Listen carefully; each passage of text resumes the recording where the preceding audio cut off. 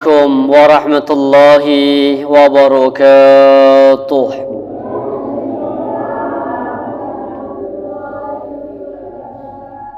Alhamdulillahi rabbil alamin. Nahmaduhu wa nasta'inuhu wa nastaghfiruh wa na'udzu billahi min shururi anfusina wa min sayyiati a'malina. من يهده الله فلا مضل له ومن يضلل فلا هادي له أشهد أن لا إله إلا الله وحده لا شريك له وأشهد أن محمدا عبده ورسوله لا نبي ولا رسول بعده اللهم صل وسلم وبارك وكلم على نبينا محمد وعلى آله وأصحابه ومن تبعهم بإحسان إلى يوم الدين أما بعد قال الله تعالى في القرآن العزيز أعوذ بالله من الشيطان الرجيم يا أيها الذين آمنوا اتقوا الله ولتنظر نفس ما قدمت لغد واتقوا الله إن الله خبير بما تعملون. Alhamdulillahi rabbil alamin.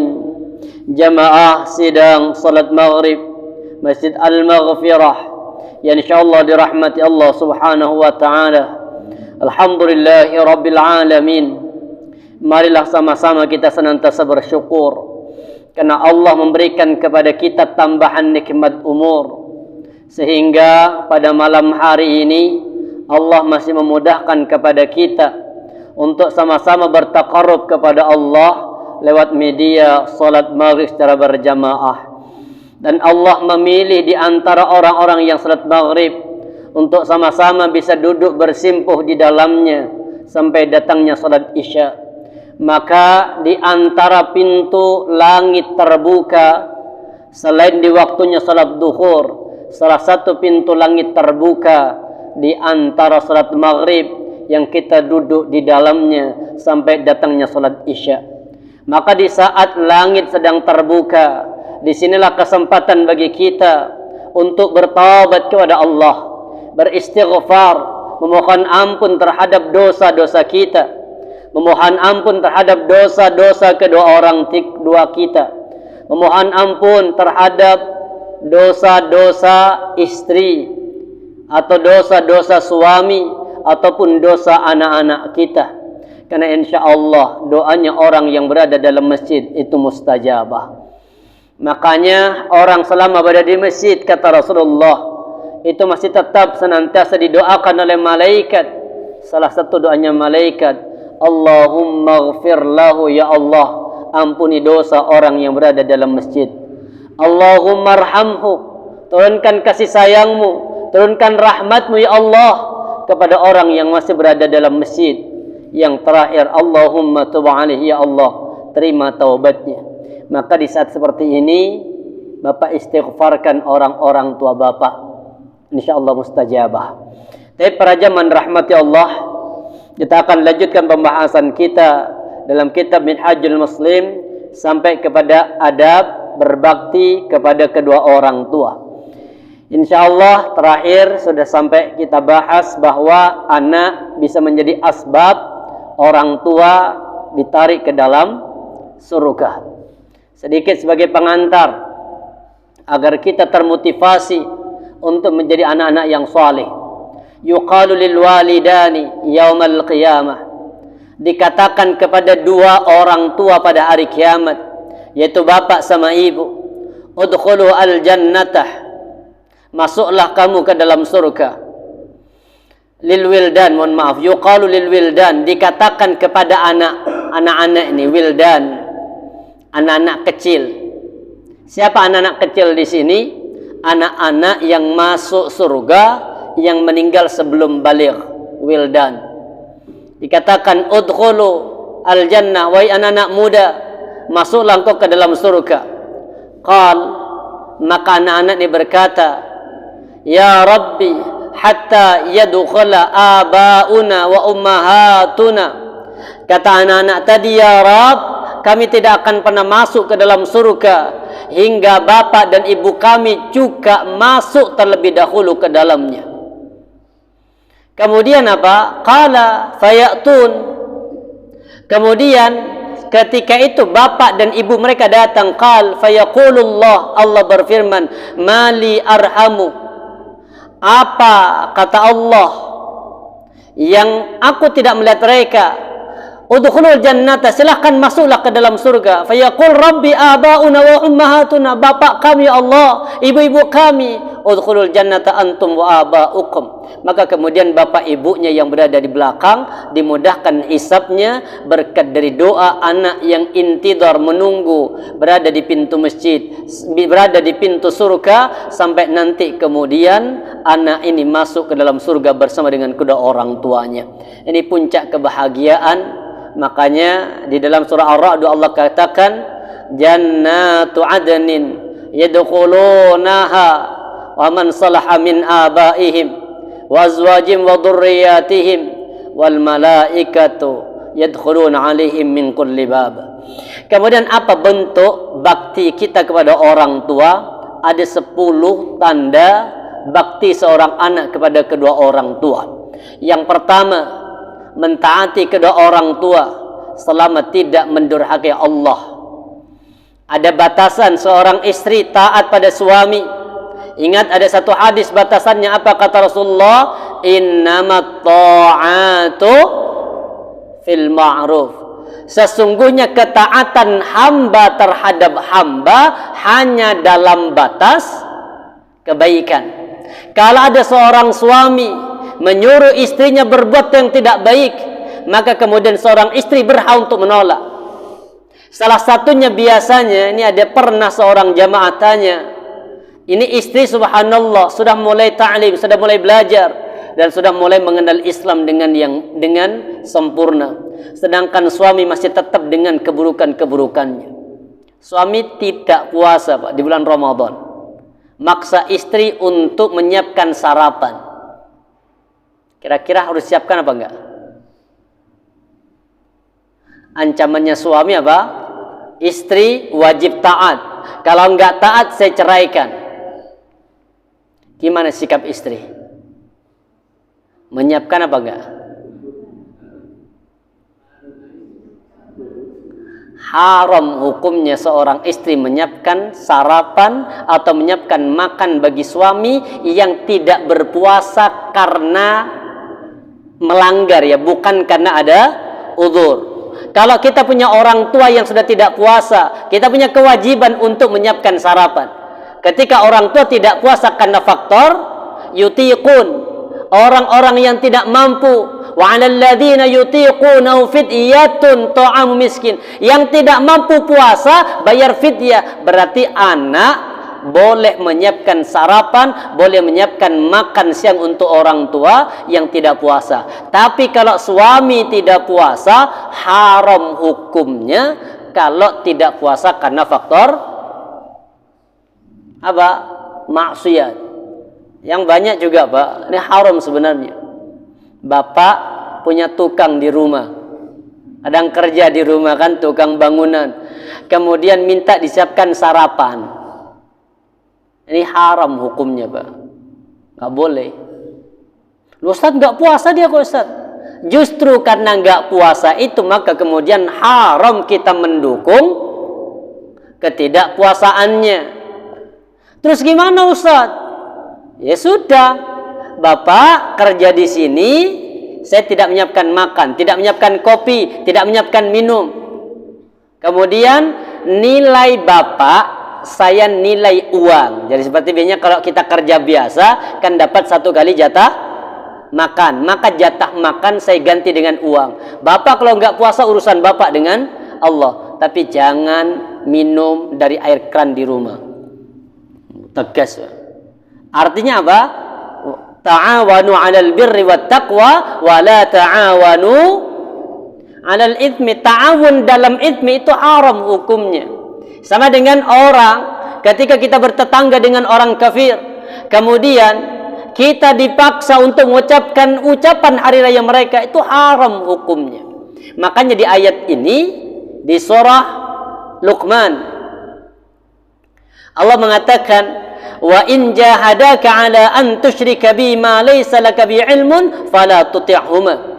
Jika kedua orang tuamu memaksamu untuk bermaksiat kepada Allah, ada ayat yang kita boleh tidak taat pada orang tua. Apa bentuknya? Orang tuamu memaksa berbuat maksiat kepada Allah, berbuat syirik, apa kata Allah? Fala tuti'huma, jangan kau taati. Siapa contoh di sini? Nabi Ibrahim. Bapaknya Nabi Ibrahim apa? Tangan kanannya Raja Namrud. Apa keahlian bapaknya Nabi Ibrahim? Memahat patung-patung. Jadi batu-batu itu, karena Nabi Raja Namrud dengan Fir'aun itu sama-sama raja, sama-sama zalim, dan sama-sama disembah dan sama-sama mengaku Tuhan.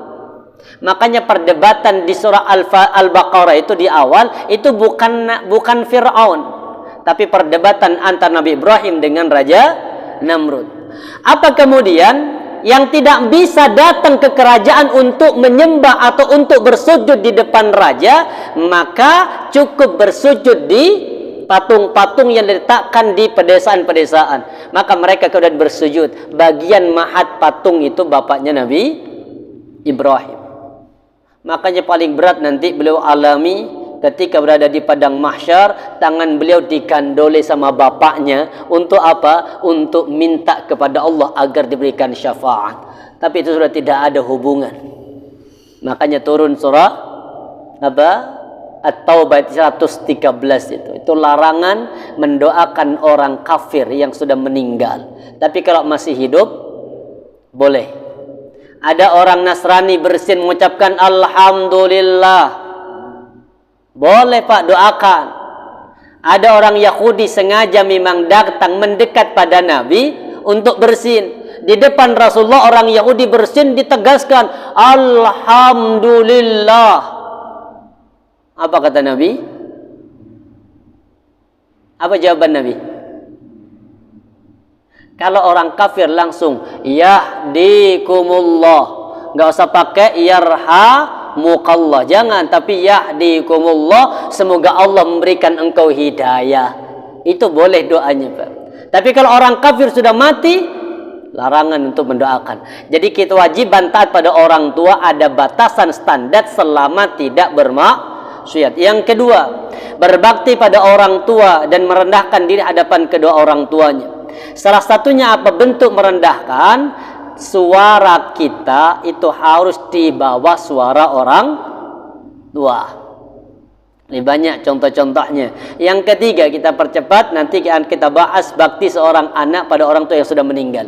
Yang ketiga, berbicara dengan lemah lembut di hadapan kedua orang tua. Salah satunya ini, ada satu hadis. Abu Hurairah pernah melihat dua orang. Lalu berkata kepada salah satunya, "Ma hadza minka?" Faqala abi, faqala la tusammi bi ismihi wa la tamshi amamahu wa la tajlis qablah. Ini salah satu apa namanya? Salah satu adab. Jadi Abu Hurairah pernah melihat dua orang, kemudian berkata, "Iki sapa sih?" Ternyata yang ditanya yang lebih muda, "Ini apamu?" Maka dia mengatakan, "Abi, ini bapakku." Apa wasiatnya Abu Hurairah? Satu, la tusammihi bi ismi, jangan memanggil dengan namanya. Jadi anak tidak boleh memanggil bapak dengan nama. Maka minimal panggil apa? Ayah, bapak, abi. Kalau pengen keren lagi apa?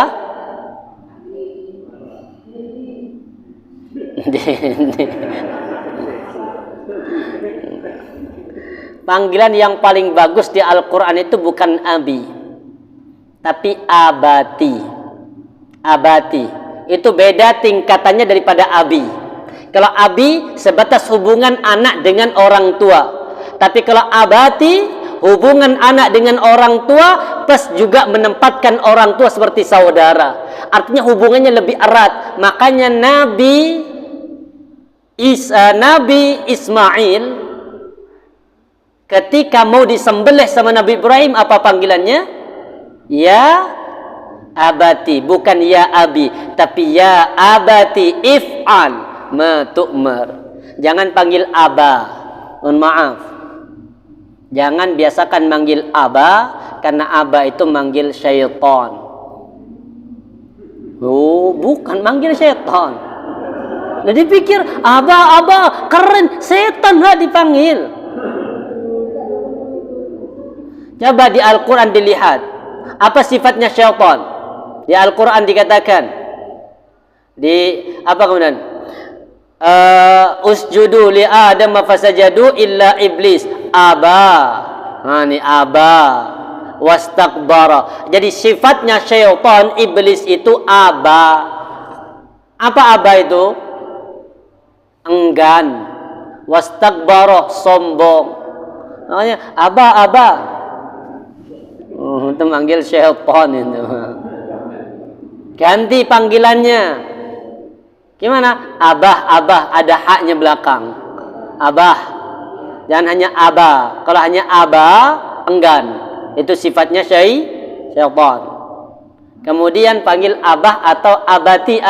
Oh, subhanallah. Keren panggilannya. Para jamaah rahmati Allah, jadi jangan panggil namanya. Jadi kalau nanti bapak manggil nama orang tuanya, Ahmad contoh, Pak Ahmad, jangan. Gak boleh anak memanggil nama orang tuanya. Yang kedua, wala tamshi amamah. Jangan biasakan berjalan di depan orang tua. Karena itu bagian dari tidak adab. Yang ketiga, wala tajlis qablah. Dan jangan duduk sebelum kedua orang tuanya duduk. Ini adab sederhana tapi kita langgar semua. Bener Pak, jujur kita langgar. Makan, siapa duluan? Anak. Ya Allah, sederhana tapi ini ternyata apa? Ini bagian dari adab. 3 adabnya. Jangan memanggil dengan namanya. Yang kedua, jangan berjalan di depannya tapi berjalanlah di belakangnya. Yang ketiga, jangan duduk sebelum kedua orang tuanya duduk. Kemudian yang keempat, menyediakan makan untuk mereka. Ini kewajiban anak. Suatu ketika datang seorang anak pada Rasulullah. Kemudian mengatakan begini, ya Rasulullah, bapak saya mencuri ya Rasul. Mencuri apa? Bapak saya mencuri harta saya ya Rasulullah. Nabi mendapatkan laporan itu, dipanggil Rasulullah, dipanggil bapaknya sama anaknya. Kemudian ditanya, nak, bapak, benarkah engkau mengambil harta anakmu? Benar ya Rasul. Kenapa kau lakukan itu? Karena anak saya tidak pernah memberikan nafkah setelah mereka bekerja dan setelah mereka berkeluarga. Mereka melupakan aku ya Rasulullah. Aku hanya sebatas mengambil hakku untuk bisa bertahan hidup ya Rasulullah. Anak kemudian di depan para sahabat mengatakan, anta wa maluka, di hadisnya, anta, kamu nak, wa maluka, dan seluruh hartamu, liwalidika, itu bagian untuk bapakmu atau untuk kedua orang tuamu. Makanya kalau ada orang tua kita ngambil harta tanpa izin, boleh. Ini kalau anak laki, anak perempuan jangan. Karena kalau anak perempuan setelah menikah, maka sudah hubungan apa? Antara anak dengan orang tua sudah berubah. Pengabdian seorang istri murni dahulukan kepada suami. Bahkan seandainya ibunya suami dengan ibu kandungnya seorang istri sama-sama butuh di momen yang bersamaan, mana yang harus dahulukan? Orang tua arisan di rumah, mertua arisan pisan dengan kelompok yang berbeda di hari yang sama. Mertua datang, dok bantu ya arisan di rumah. Orang tua datang, nak pulang ya sebentar bantu ibu. Mana yang dahulukan? Kalau tidak ada hubungan dengan suami, artinya suami tidak berucap, dahulukan orang tua. Tapi kalau suami kemudian tolong bantu ibuku, perintahnya suami tetap di atas, laksanakan. Kenapa? Karena baktinya seorang istri pada suami itulah bentuk mengalirnya pahala kepada kedua orang tua. Maka para zaman rahmati Allah, anta wa maluka liwalidika, atau anta wa maluka li abika. Di hadis yang lain, anta wa maluka li ummika. Makanya kemudian orang tua itu tidak boleh menerima zakat. Siapa yang tidak boleh menerima zakat dari harta kita, itu ke atas sama ke bawah, itu nggak boleh. Siapa yang ke atas? Bapak, ibu kita. Di atasnya lagi ada kakek, nenek kita. Itu haram untuk menerima zakat dari kita. Kenapa tidak boleh? Karena itu tanggung jawab anak untuk menafkahi dua orang tua. Yang nggak boleh lagi ke bawah. Siapa ke bawah? Anak, cucu, cicit. Ini nggak boleh mendapatkan harta berupa zakat mal yang kita keluarkan. Baru yang boleh ke samping. Saudara boleh, anaknya saudara boleh. Kenapa? Karena saudara itu bukan di bawah tanggung jawab kita. Jadi jangan kalau mengeluarkan zakat, jangan bagikan pada orang tuamu. Karena itu orang tua bukan dari nilai zakat yang harus kita berikan, tapi di harta kita. Makanya subhanallah, saya yakin bapak-bapak setelah menikah, insya Allah untuk orang tua tetap ada jatah. Gaji 5 juta, untuk istri berapa Pak? 4.500.000. Untuk ibu? Zalim. Lebih zalim lagi ketika hari raya pulang. Yang nggak punya mobil sewa mobil, yang punya mobil bawa mobil dikosongi. Setelah waktunya balik, apa yang dibawa? Yang ketawa pengalaman. Sama Pak. Ya Allah, tekan loh. Itu gotong. Merasa apa lagi? Ayam pelihara orang tua. Gawa ayam mau ndak? Nggih Bu, gawa tapi dia apa disembelih wis tinggal anu tok, nanti sana tinggal apa manasi gitu. Lah jahat. Ya Allah. Bawa puang ke rumah itu kadang hanya 200. Itu pun kalau bawa 2 anak 200 disimpan sampai ibu-ibu. Ketika waktunya pulang cucu disalimi 1 set. Ya Allah, makanya orang tua doanya apa? Ya Allah, jangan sering-sering hari raya ya Allah. Kenapa? Bahaya. Pisang lo masih merah, belum matang. Yang belakang itu ketawa, pengalaman banget ini, bener. Sampai kadang bagasi mobil itu nggak bisa cetek gitu loh. Ya Allah, itu kalau buka itu alon-alon, buka alon-alon apa? Kalau dibuka begini, rutuh apa itu kacang di bawah. Subhanallah, bolim kita. Tapi maka biar gak dolim, harta kita dalam milik orang tua, terutama bapak. Makanya biasakan bapak minimal sebelum ngasih pada istri, pertama kali kasihkan dulu pada orang tua. Walaupun nominal nggak harus sama, karena kebutuhan orang tua dengan kebutuhan istri lebih banyak kebutuhan istri. Karena orang tua insya Allah kebutuhan hanya untuk bisa makan. Tapi kalau anak sama istri itu kebutuhannya lebih banyak. Kemudian yang kelima, meminta izin kepada orang tua sebelum berjihad. Bahkan jihad pun itu harus izin orang tua, apalagi dalam perkara di luar jihad yang wajib saja atas izin orang tua. Kalau tidak mendapatkan izin, maka cukup izin orang tua penghalang. Tidak dapat izin, tidak usah berangkat jihad. Ada satu kisah nih, hadis sahih. Wahai Rasulullah, apakah aku boleh ikut berjihad? Rasulullah balik bertanya, apakah engkau masih punya kedua orang tua? Anak muda mengatakan, masih ya Rasulullah. Berjihadlah dengan cara berbakti pada orang tua. Jadi jihadnya seorang anak berbakti kepada kedua orang tua.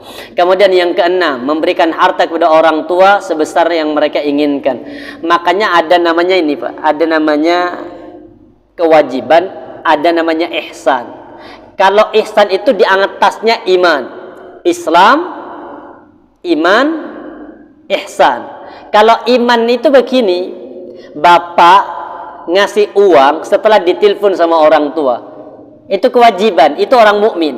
Tapi kalau ihsan, sebelum orang tua nilfon, butuh nggak butuh orang tua dikirimi, itu namanya ihsan.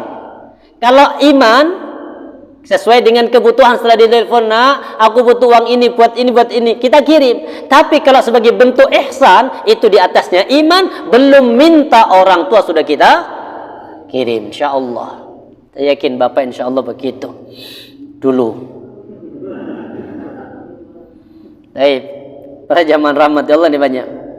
Kemudian kenapa anak itu hartanya kok milik orang tua? Karena di ibaratnya begini, Pak. Orang tua dulu nanam pohon, disirami.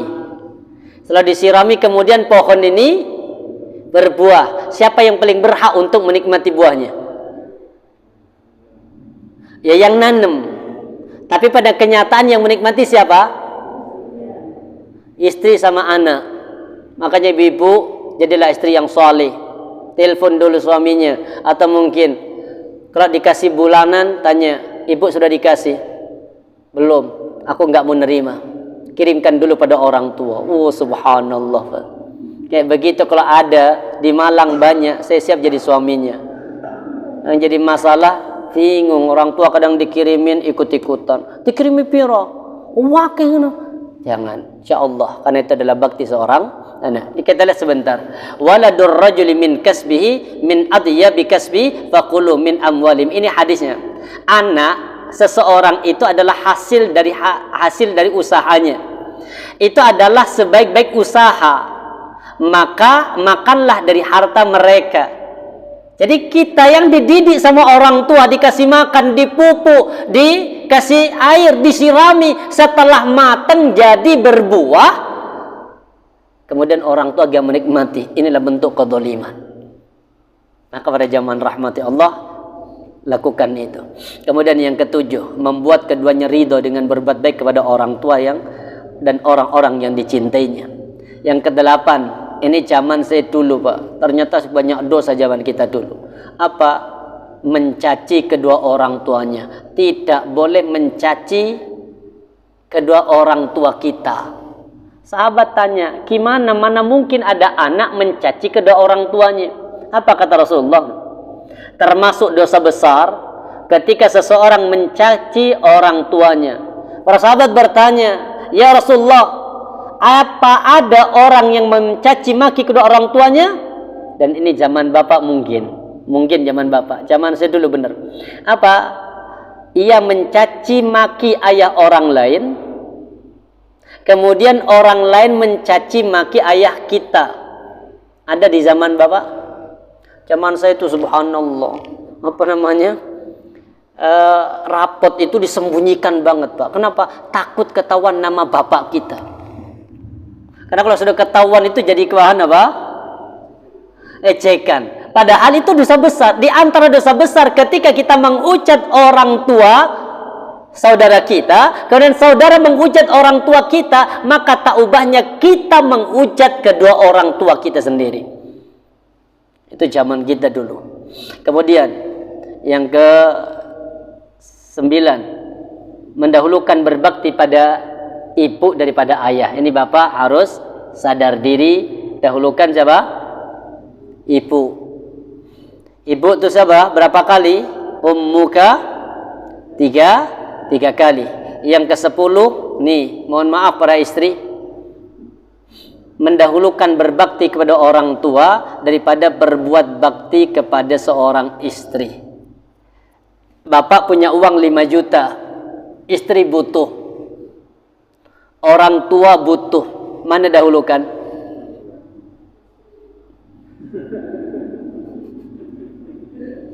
Ya kan?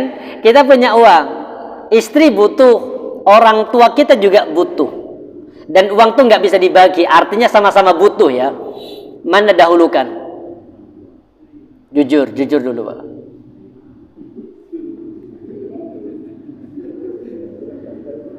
Yang kita dahulukan yang mana? Jujur, istri. Padahal itu dosa loh, Pak. Ya Allah, itu salah, itu dosa besar ya. Apa buktinya bahwa harus orang tua terlebih dahulu? Salah satu buktinya hadis sahih riwayatnya Al-Bukhari, ketika ada 3 orang yang bermalam di dalam satu gua. Tiba-tiba kemudian jatuh batu besar menutupi pintu gua.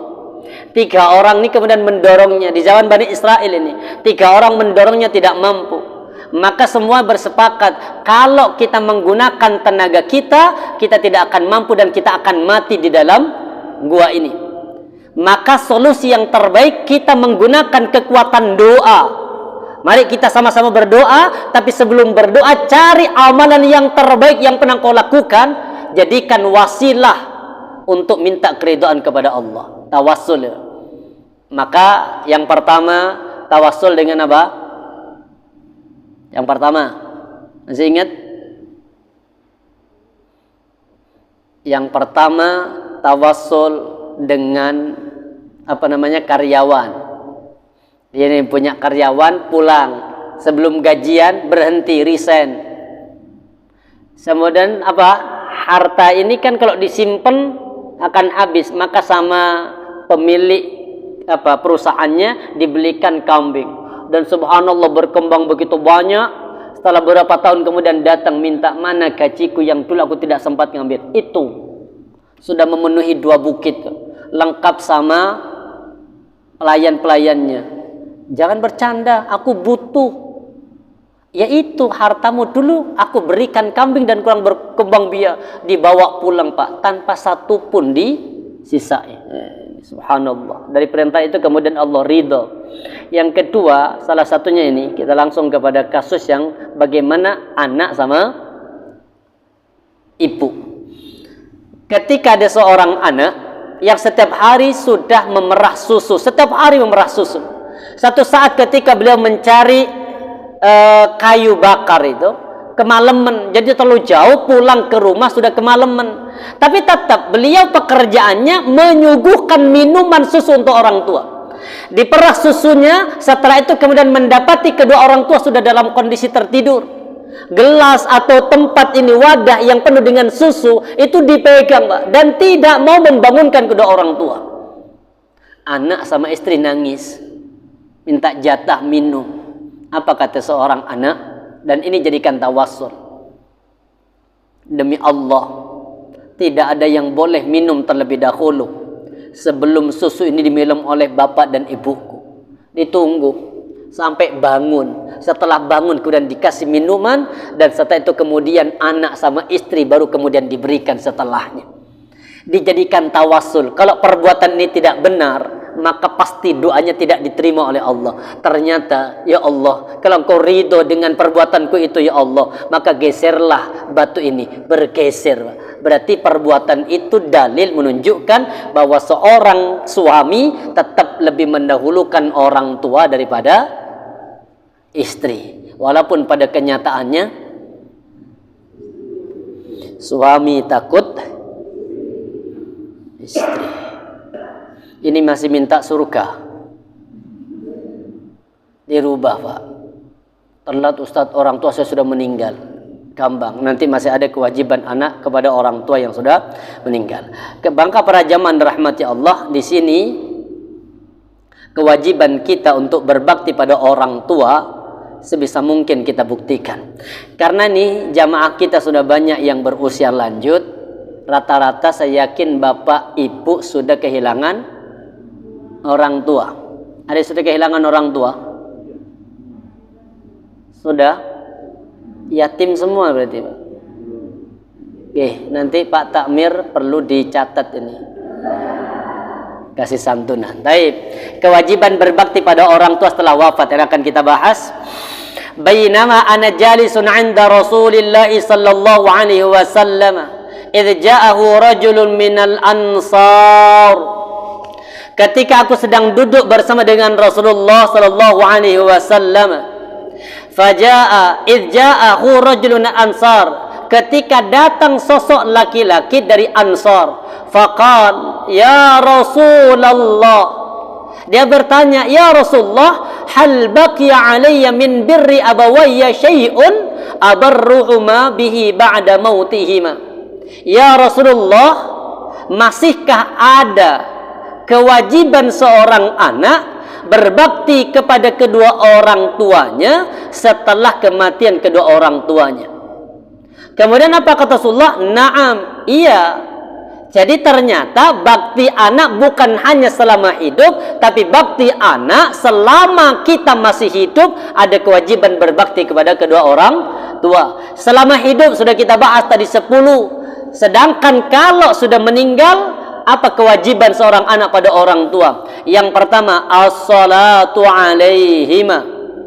Kewajiban seorang anak pada kedua orang tua adalah mendoakan. Gimana mendoakan kedua orang tua? Gimana mendoakan orang tua, Pak?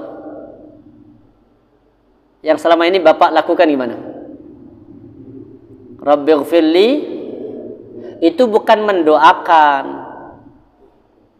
itu mengistighfarkan. Beda di sini as-salatu alaihima, yang kedua wal istighfaru lahuma. Jadi kalau as-salatu artinya mendoakan, salah satunya minta, ya Allah, terima semua amal ibadah bapak kami. Itu namanya doa.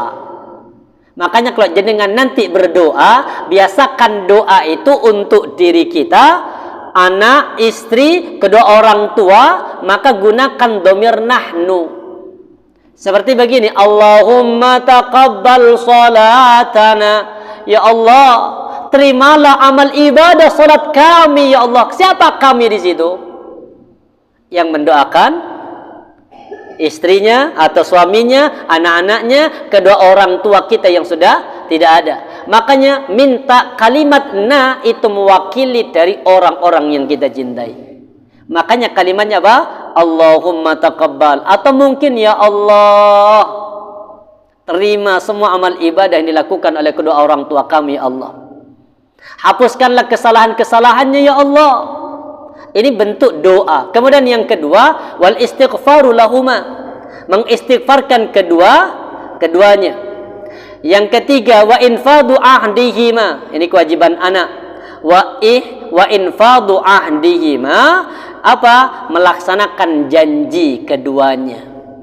Jadi kalau orang tua pernah berjanji, kemudian janji itu belum dipenuhi, maka kita yang memenuhi.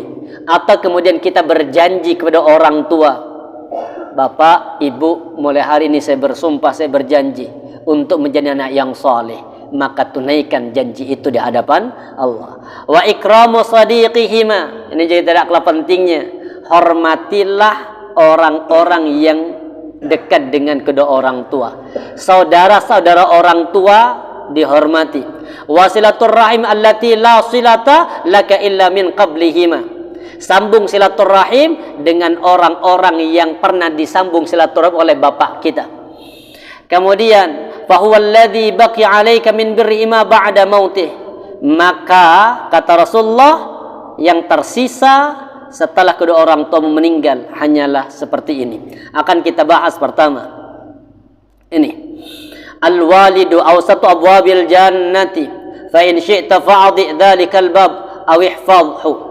Kata Rasulullah, orang tua itu adalah pintu surga yang paling tengah. Orang tua itu adalah pintu surga yang paling tengah. Artinya apa? Seorang anak masuk surga yang paling mudah lewat pintu berbakti kepada kedua orang tua. Makanya para jamaah, ketika ada seorang orang tua kita meninggal, kita menangis sedih itu bukan karena ditinggal oleh orang tua kita, bukan. Nangis kita salah satunya, kenapa kita menangis ketika orang tua kita meninggal? Karena pintu surga yang paling tengah ditutup. Karena tidak ada lagi kesempatan kita untuk berbakti kepada kedua orang tua secara langsung, kecuali hanya sebatas dengan doa. Makanya bersyukur ketika kita masih punya orang tua, jangan pernah siksa kedua orang tuamu. Apa bentuk menyiksa kedua orang tua? Salah satunya kita menyiksa kedua orang tua kita dengan rasa rindu dan rasa kangen. Kadang ketika ditelepon, nak pulang, maaf bu belum bisa pulang. Kenapa? karena masih belum libur. Nanti ketika sudah liburan, maaf Bu, saya belum bisa pulang. Kenapa? Masih ada kerjaan. Itu tak ubahnya kita menyiksa kedua orang tua kita, dan siksa itu bentuk dengan cara apa? Rindu. Yang kedua, tolong jangan siksa kedua orang tuamu dengan cara apa? Menitipkan cucu. Benar Pak? Dosa itu Pak, benar.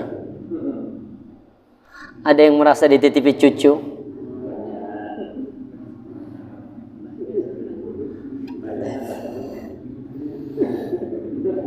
Allah, benar Pak, ini zalim Pak, tidak boleh menitipkan cucu itu. Kenapa? Karena nanti ada bentuk durhaka, yang durhaka itu dengan lemah lembut. Gimana bentuk durhakanya? Kadang dengan kalimat yang sangat indah kita menyuruh kedua orang tua kita, Ibu, iki biasanya jam 09.00 waktunya mimik susu. Nah ini lembut kalimatnya Pak, tapi di situ bentuk durhakanya. Tolong Ibu nanti bikinkan susunya ada di kulkas, jangan terlalu manis. Kemudian tempatnya itu belum sempat nyuci, tolong cucikan. Gak ada orang tua yang menolak Pak, seneng, kakek itu seneng, tapi zalim di situ, durhaka kita itu. Lo seneng kok Ustaz? Ya seneng hanya berapa hari, sisanya apa? Senap. Apa tandanya? Kajian gak bisa, mau ke masjid sulit, bahkan sholat duhur pun gantian ambil ibunya. Oh, aku tak nang masjid sih Bu, pakai. Akhirnya kan orang ibu tidak sholat di awal waktu. Jadi bentuk di situ nggak boleh, bukan tidak boleh. Orang tua itu pasti seneng, tapi namanya orang tua seneng dengan cucu, maka jangan dibebani dengan beban menjaga cucu. Gimana solusinya? Maka kita mencari pembantu untuk apa? Mengawasi anak atau minimal membantu kebutuhan kedua orang tua, biar tidak zalim. Jadi anak kita titipkan pada orang tua.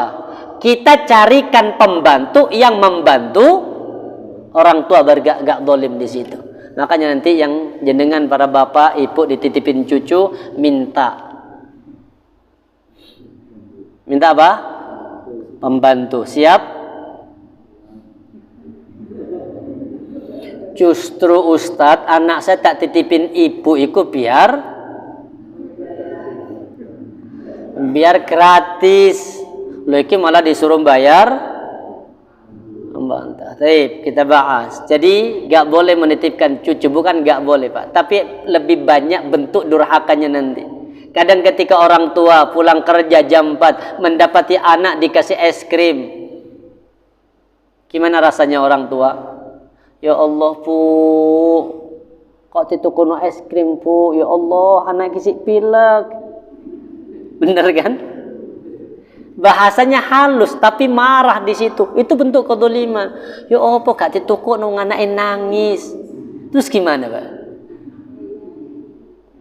Pulang jam 4 mendapati anak belum mandi. Loh Bu, kok turun atus Ibu?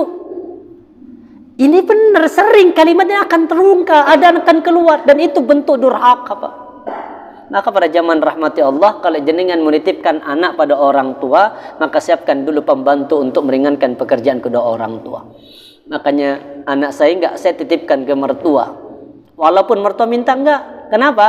Saya lebih baik anak dibawa ke sekolah. Di sekolah ada fasilitas namanya TPA.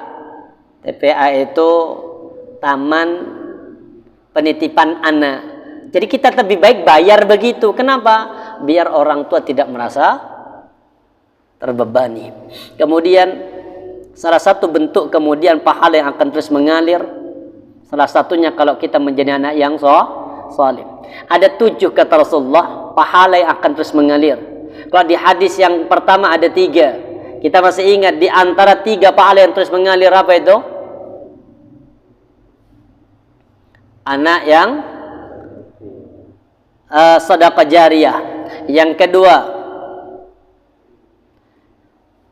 apa?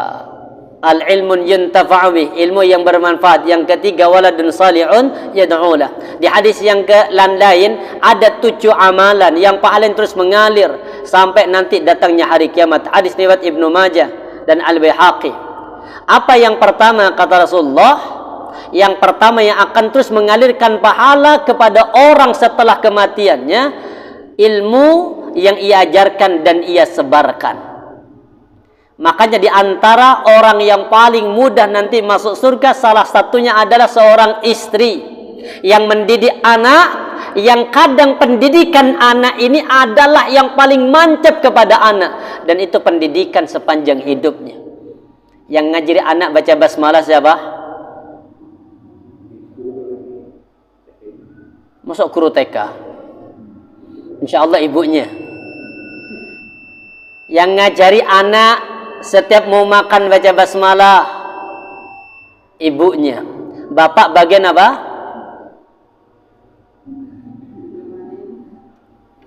Makanya nanti yang paling banyak ngalir itu pahala kepada ibu. Tapi bapak tetap dapat pahala. Kenapa? Karena bapak yang nyuruh ibu tetap dapat pahala insyaallah. Kemudian yang ketiga, yang kedua, apa pahala yang terus mengalir? Anak yang soleh yang ia tinggalkan.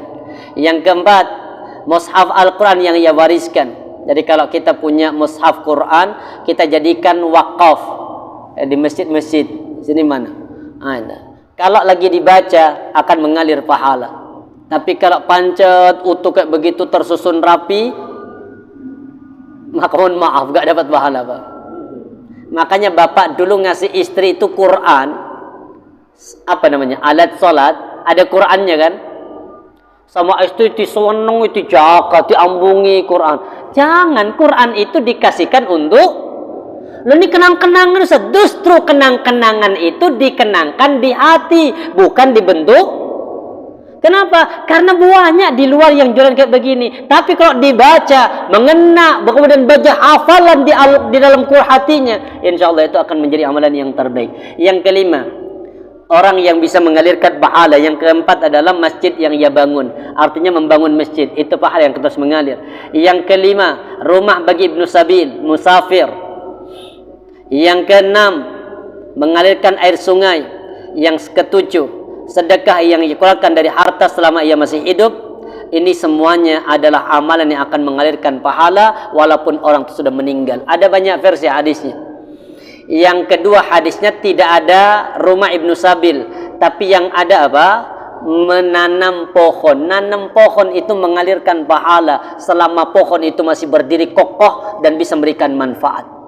InsyaAllah nanti akan kita bahas detailnya, kewajiban kita kepada orang tua setelah kematian dengan dalil-dalilnya, dan apa amalan yang bisa sampai kepada orang tua dari orang yang masih hidup. InsyaAllah pertemuan selanjutnya akan kita bahas.